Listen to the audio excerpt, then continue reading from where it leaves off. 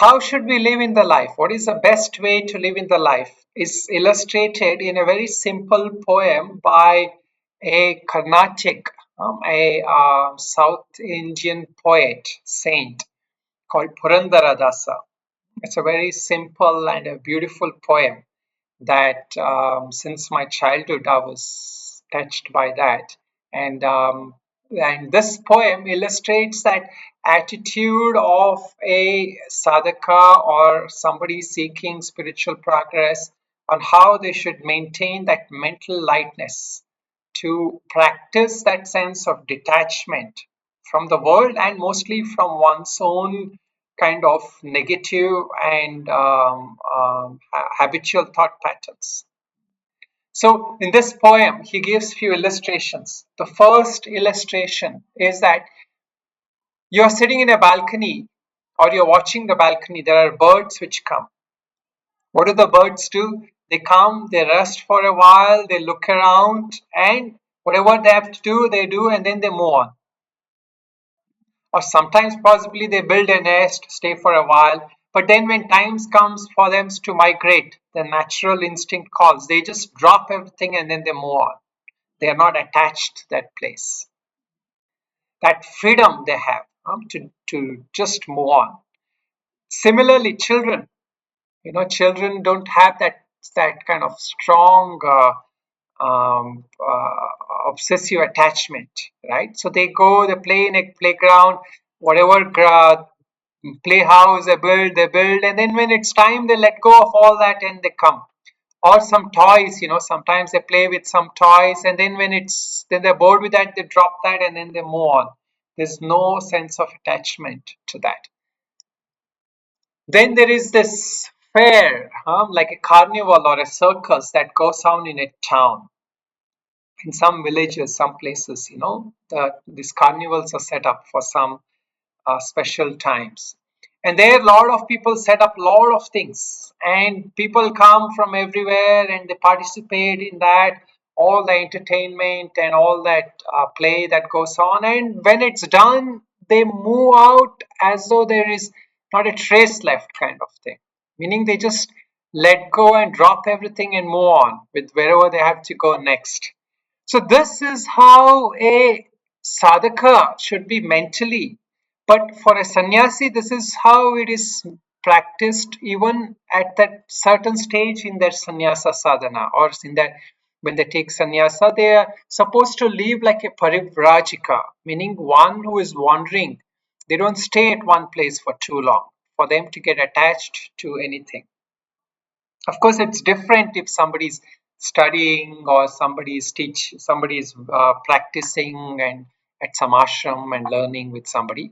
But at some point or the other, everybody is supposed to practice this kind of an attitude. You just keep moving on. You don't stay at any one place.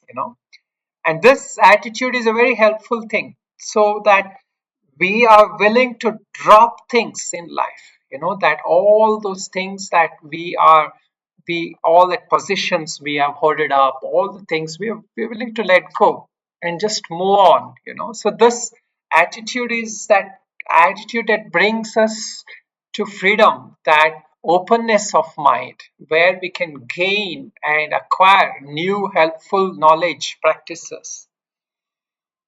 So this is also where, like a sadhak's journey is not just that one journey of ever being there with one institute, one person or one thing. They have to keep evolving. And this, maybe in some cases, sometimes one teacher is all that one person needs, or one institute is all that one needs.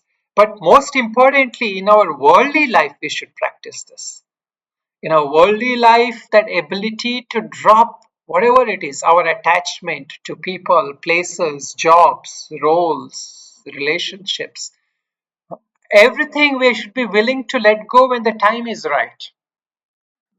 So that excessive kind of attachment, that this should happen. And also mentally, when we move on, we should be free to let go, that all those memories and all that positive, negative things, regrets, oh, I shouldn't have done that, I should have done this, all that we should be willing to let go and move on. This is that where a sadhaka, a practitioner, is practicing this art of abiding in one's true nature, that one's true nature is that soul or consciousness. So at the point of death, one is willing to just drop and move on with the soul's next journey, the next part of that soul's path, whatever is this there. So all situations in life, everything come for a while, for a specific reason. There are some karmic things, some karmic debts or karmic situations. It brings us those environment, people, roles. And then when it's done, they move on, and so if we kind of try to cling on, hold on to them, then it creates another kind of karmic debt. It creates another kind of like an attachment, aversion in the mind, an impression which brings to us again another set of experiences. So this is the reality of life, that life is just like a flowing river. All those outer things of life doesn't last. Nothing lasts forever. This is the rule of prakriti, nature, that nothing will ever last forever.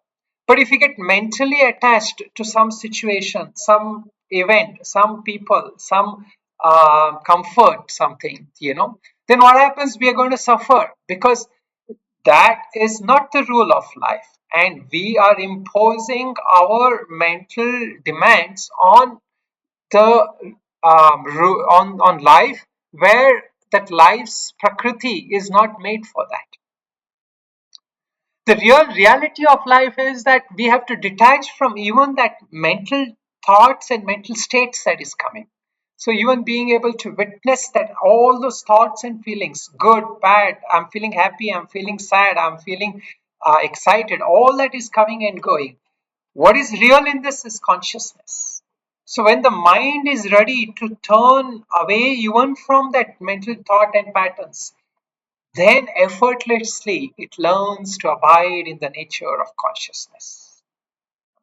So this asangatvam, this detachment from the world, body, mind, and all these things, this anatma, this non-self entities, help us to realize naturally that true self, the changeless consciousness, beingness.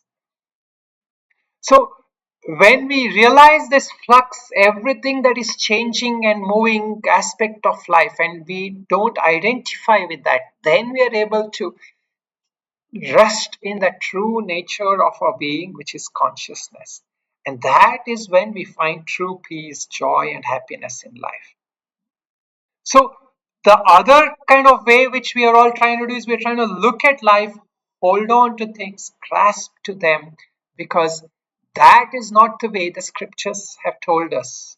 The rishis have realized the truth, not doing the worldly way, the samsara's way. So this is what this poet is trying to say. ಹೆಂಗೆ ಇರಬೇಕು ಸಂಸಾರದಲ್ಲಿ ಹೆಂಗೆ ಬರದಿತ್ತು ಪ್ರಾಚೀನದಲ್ಲಿ. How should we live in this world is how that has been told to us by many realized sages and the Vedic scriptures. So they all taught us the best way to live in this life is, even at the level of physical thing, is that detachment.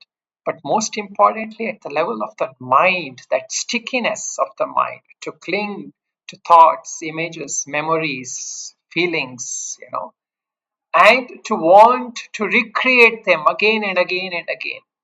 This is this is the cause of bondage, and this will keep us bound forever. So that is why we should try to live the way the life as it was prescribed to us, and that is the life of detachment, mental detachment, ever ready to let go, ever ready to drop when it's ready. Not that we drop just because we don't want to fulfill our roles, our responsibilities, but we are willing to drop when the situation calls for it or when it is appropriate to do so. So, this beautiful poem by Purandhara Dasa, it's in Kannada, and I just wanted to share some thoughts among this. Hope you found something meaningful from it. Om.